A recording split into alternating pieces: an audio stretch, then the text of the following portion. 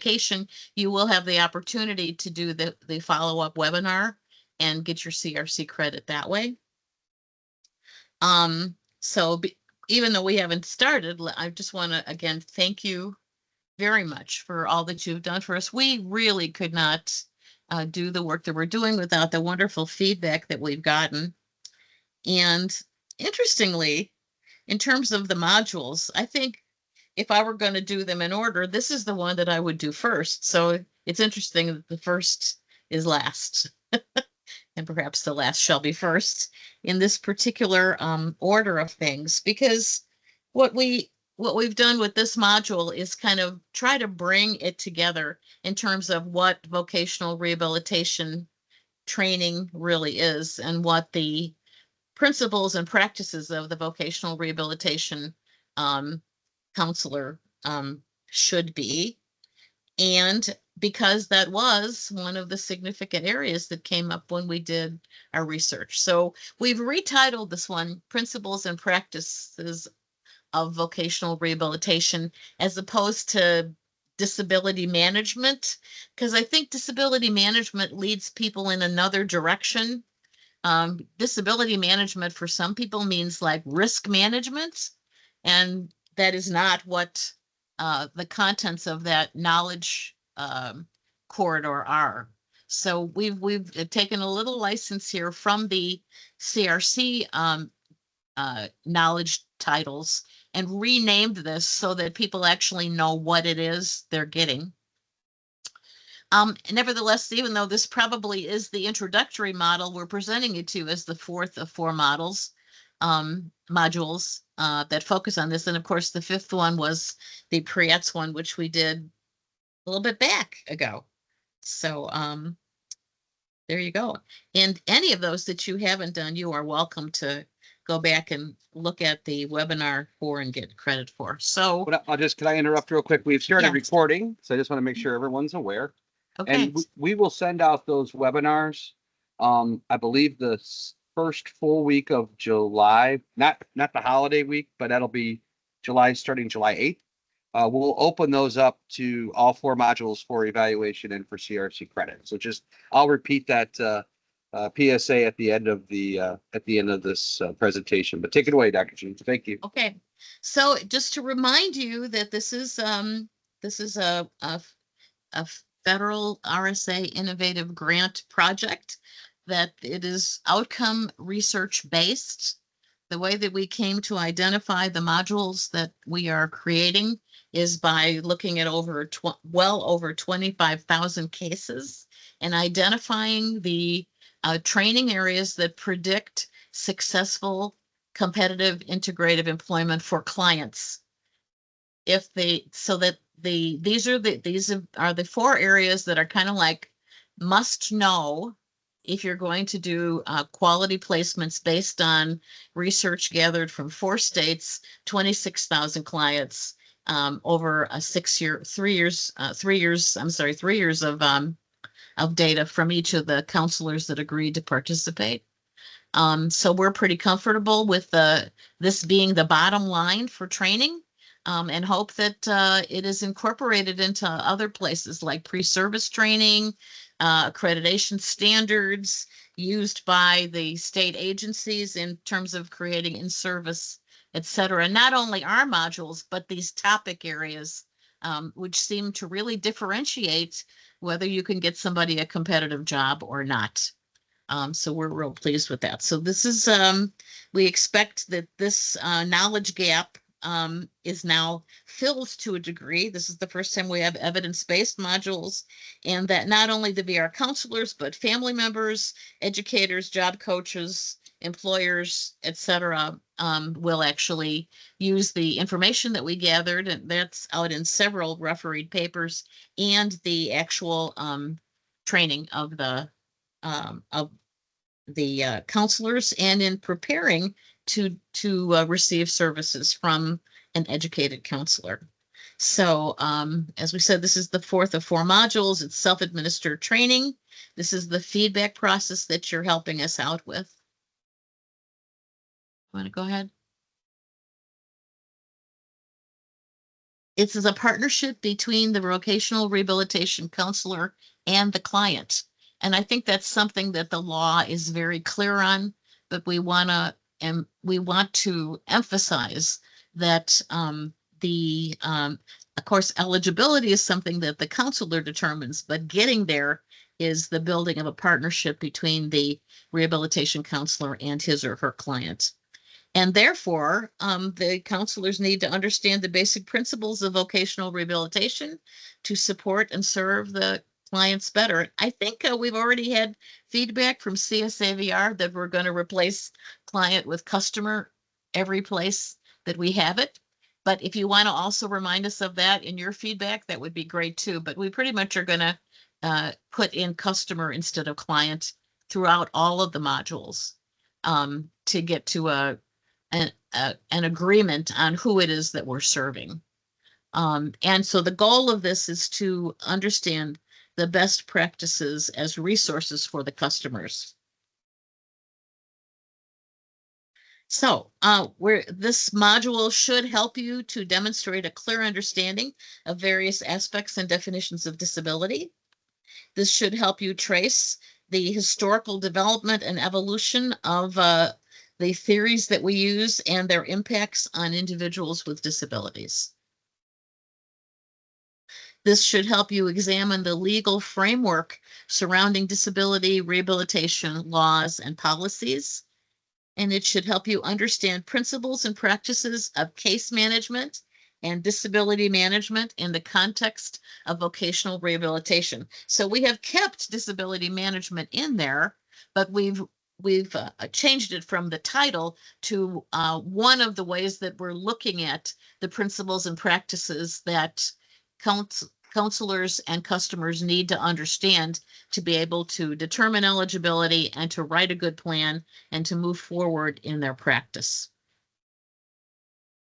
Some of the things that you're going to see in this module include common disabilities, the ones that we see a lot, and customers that we serve a lot. We can probably change the language on that a little bit too. You suggest some better things than common disabilities, but perhaps more frequently seen impairments would make it a little bit more customer friendly. We have a piece on visual impairments because that seemed to be a really important piece that kept coming up in our data. Independent living, self-care, issues around cognitive, mobility, and hearing impairments, especially the principles and practices that support that. So some of the things that you're going to see in this module have to do with the ongoing continuous debate between using the social versus the medical model when dealing with our customers, how to remove barriers in society, and the kinds of barriers, including attitudinal, physical, and systemic barriers, and communication barriers.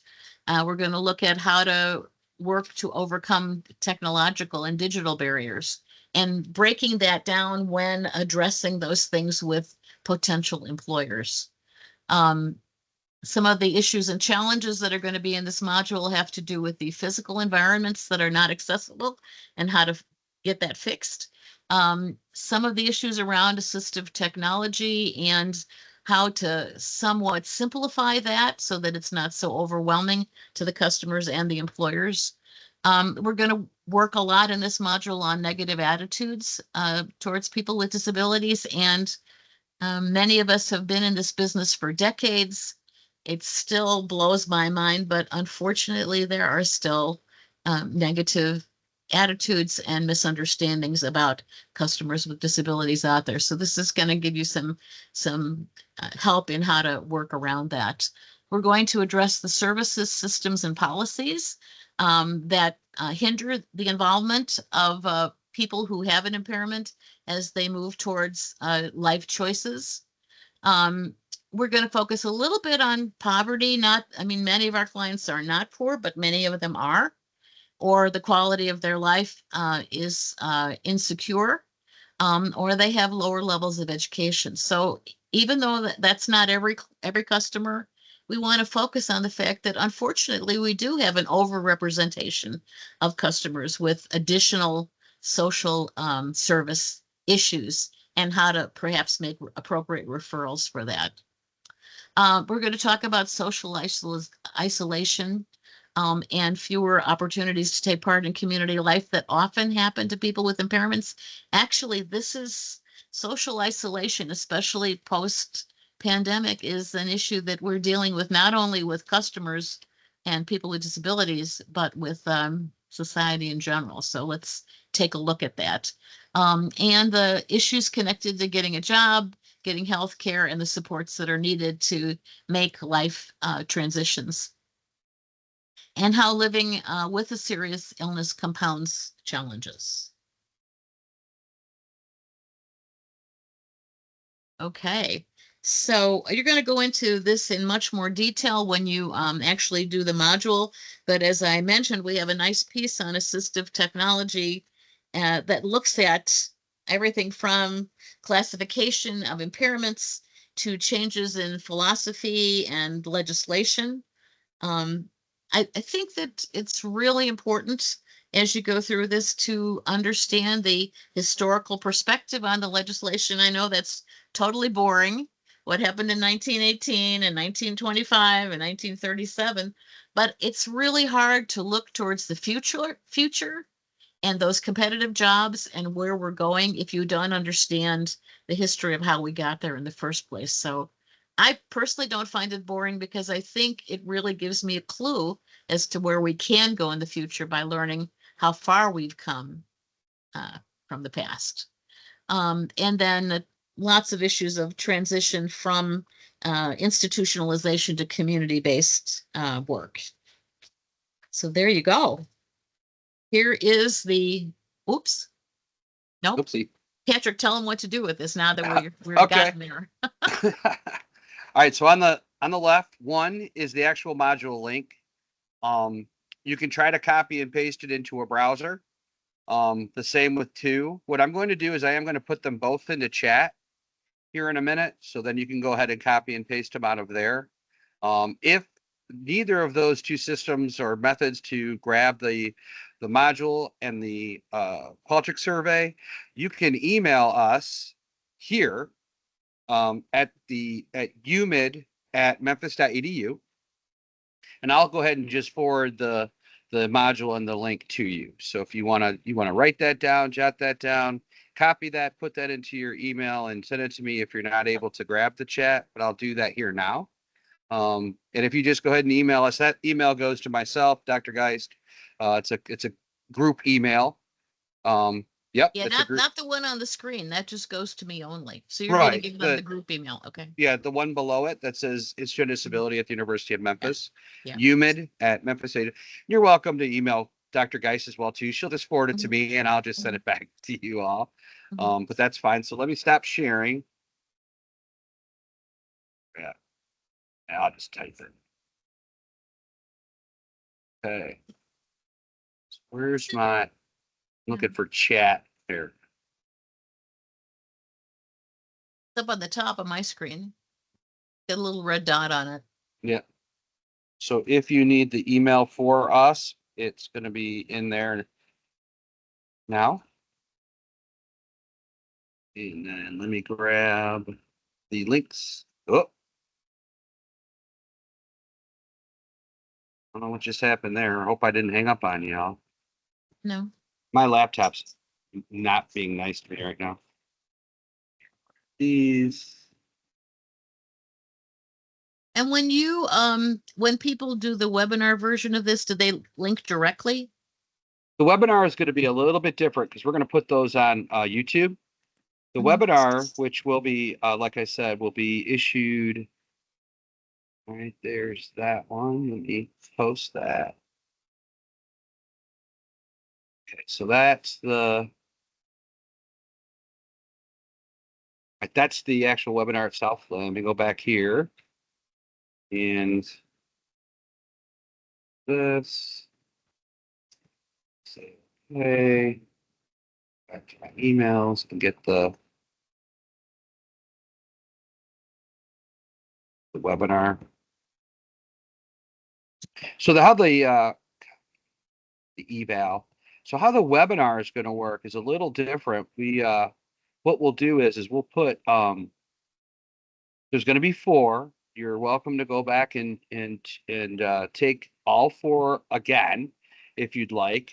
Um, but they'll be on YouTube. So we'll give you a link.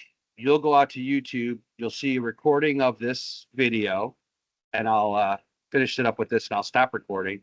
You'll see this video, and then uh, the link will be there for both the module itself and for the evaluation. And that's a separate CEU.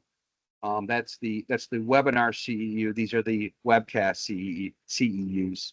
So there is a distinct difference, and there is value in going back and doing the webinars, because there's another CEU in there for you, and we paid for it, so we want you to use it, and use them to help you get credits.